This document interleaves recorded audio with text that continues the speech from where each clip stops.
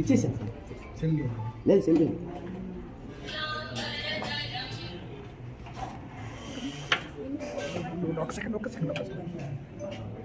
Okay sir చెప్పండి sir. అందరికీ నమస్కారము.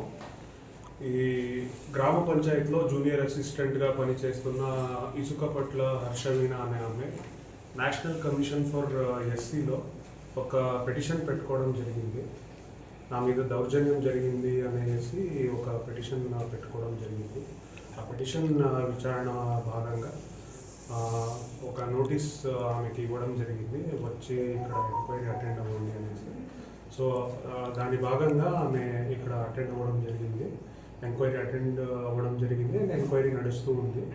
సో ఆమె ఇచ్చిన కంప్లైంట్ మేరకు, ఆమె ఇచ్చిన పిటిషన్ మేరకు ఈ ఎంక్వైరీ అనేది నడుస్తుంది. సో ఈ ఎంక్వైరీ చేసిన తర్వాత బేస్డ్ ఆన్ హర్ కంప్లైంట్ చట్ట ప్రకారంగా మనం చర్యలు తీసుకుంటాం. Thank you sir. ఎవరు దౌర్జన్యం చేశారు సార్? ఆమె ఇచ్చిన కంప్లైంట్ మేరకు ఒక ఎమ్మెల్యే మీద ఇవ్వడం జరిగింది. ఓకే, అది మనం as per merits, as per చట్టపరంగా చేస్తాం. నమస్కారం, నా పేరు Sai Krishna Azad, practising advocate. So Harshaveena గారి కేసు మీరు చూస్తూనే ఉన్నారు. దాదాపు నెల రోజుల నుంచి కూడా మేము పోరాడుతూ ఉన్నాం. సో నిన్న ఆమెకి బెయిల్ వచ్చింది, ఆమె బయటకు వచ్చేసారు, ఇబ్బంది ఏం లేదు. సో ఈరోజు ఇక్కడికి ఏఎస్పీ గారికి రావడానికి గల ప్రధాన కారణం ఏంటంటే, దీనికి సంబంధించి అంటే ఎమ్మెల్యే అరవసేదర్కి సంబంధించింది గతంలో మేము ఎస్సీ ఎస్టీ కమిషన్, అంటే ఇక్కడ నేషనల్ ఎస్సీ ఎస్టీ కమిషన్లో మేము ఫిర్యాదు చేయడం జరిగింది. ఢిల్లీలో మా ఆఫీస్ ఉంది, ఆఫీస్ ద్వారా మేము ఫిర్యాదు చేయడం జరిగింది. దానికి సంబంధించిన ఎస్సీ ఎస్టీ కమిషన్ వారు ఏంటంటే దీని మీద ఎంక్వైరీ చేయాలని చెప్పేసి ఈరోజు ఏఎస్పీ గారికి నోటీస్ పంపడం జరిగింది. అలాగే మాకు కూడా నోటీస్ పంపారు. సో ఆ విషయం మీద మేము సార్ ముందు హాజరయ్యి మా యొక్క ఏదైతే ఉన్నాయో ఇవన్నీ కూడా మేము ఆధారాలు ఏవైతే సబ్మిట్ చేసాము, అంటే ఎఫ్ఐఆర్ కాపీ ఇవన్నీ కూడా సబ్మిట్ చేశాము. సో దానికి ఆయన స్పందించారు, చట్టపరంగా తీసుకోవడానికి ప్రయత్నం చేయడానికి ఆయన సపోర్ట్ చేస్తూ ఉన్నారు. అదొకటి. తర్వాత ఇంకొకటి ఏంటంటే, ఇక్కడ మా క్లయింట్కి చాలా అన్యాయం జరిగింది. ఎందుకు అంటే అది ఏ విధమైన పరిస్థితులు అనేవి మీకు లోకల్గా ఉన్న వాళ్ళకి మీకే అర్థమవుతాయి, నాకంటే మీకే ఎక్కువ తెలుసు. కాబట్టి మేము న్యాయపరంగా ఖచ్చితంగా న్యాయపోరాటం చేయడానికి సిద్ధంగా ఉన్నాము. ఎంతవరకైనా మేము వెళ్ళడానికి సిద్ధంగా ఉన్నాము. మా క్లయింట్ కూడా మాకు పూర్తి సహాయ సహకారాలు అందిస్తూ ఉన్నారు.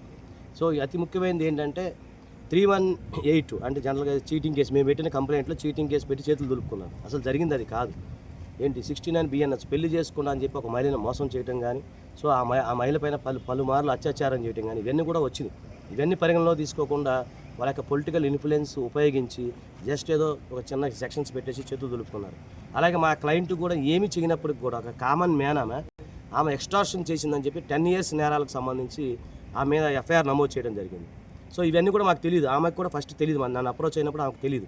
తర్వాత మేము ఎప్పుడైతే లీగల్గా ఒకటొకటి వెళ్తున్నప్పుడు ఆటోమేటిక్గా క్రైమ్ నెంబర్ 4 ఇట్లా అరవసేదరు వాళ్ళ తల్లిగారి కంప్లైంట్ ఇచ్చారు. ఇందులో చిత్రమైన విశేషం ఏంటంటే, ఆ సఫరర్ ఎవరో XYZ ఎమ్మెల్యే, కానీ వాళ్ళ తల్లిగారు ఇచ్చారు. సో మరి ఇది ఎలా జరుగుతుందో పాసిబుల్ అనేది నాకు ఇప్పటికి అర్థం కాలేదు. సో ఆ లీగల్గా మేము కొట్లాడాము. ఇంకోటి ఏంటంటే, ఎవరో ఒక జర్నలిస్టు అని అంటలేదు, జర్నలిస్ట్ అని అంటున్నారు కానీ జర్నలిస్ట్ కాదంట, అతను యూట్యూబరు అని చెప్పడం జరుగుతూ ఉంది. అతను కూడా ఒక కంప్లైంట్ ఇచ్చారు, అది కూడా మాకు తెలియదు ఆ విషయం. సో దానిపైన కూడా మేము ఇప్పుడు దాని కూడా న్యాయపడడానికి సిద్ధంగా ఉన్నాము. అతను కూడా ఈమె గురించి చాలా బ్యాడ్గా రాశారు, మా దగ్గర అవి ఎవిడెన్స్లు అన్నీ ఉన్నాయి. సో అతని పైన కూడా మేము SC/ST కమిషన్లో ఫిర్యాదు చేస్తున్నాము. సో అతని పైన కూడా చర్య తీసుకునే మేము ప్రయత్నం జరుగుతూ ఉంది. సో ఈ విధంగా మా క్లయింట్ని ఇంతమంది కలిపి మూకుముడిగా దాడి చేసి ఒక సామాన్య మహిళ పైన దాడి చేయడం చాలా బాధ అనిపిస్తుంది. ఎనిహో ఎప్పటికైనా సరే న్యాయం అనేది గెలుస్తుంది. ఖచ్చితంగా మా క్లయింట్తో మేము ఖచ్చితంగా గెలిపించుకుంటాము. భవిష్యత్తులో కూడా ఎవరైతే మా క్లయింట్ని అన్యాయం చేసిన వ్యక్తులు ఎవరైనా సరే వాళ్ళైతే వదిలిపెట్టే సమస్య లేదు. ఎంతవరకైనా సరే న్యాయపోరాటం చేయడానికి ఒక న్యాయవాదిగా మాత్రం నేను ప్రయత్నం చేస్తాను. మీ అందరికీ తెలుసు ఆజాదు హ్యూమన్ రైట్స్ కోసం కానీ మహిళా ప్రాబ్లం కానీ మీ అందరూ తెలిసిన విషయం. ఎంత కష్టపడతాను మీకు తెలుసు. సో ఈ కేసు కూడా నేను ఛాలెంజింగ్గా తీసుకున్నా. మీ అందరికీ విత్ యువర్ పర్మిషన్ ఒక మాట చెప్తాను. విత్ యువర్ పర్మిషన్ ఏంటంటే నా మీద కూడా బురద జల్లడం జరిగింది. నేను ఇది అమ్ముడు పోయానని చెప్పి అది కూడా కొన్ని ఉన్నాయి. సో రైల్వే కోడూరు ఎమ్మెల్యే గారు ఎవరైతే ఉన్నారో అరవసేదర్ ఆయన మీద మేము కంప్లైంట్ చేయడం జరిగింది.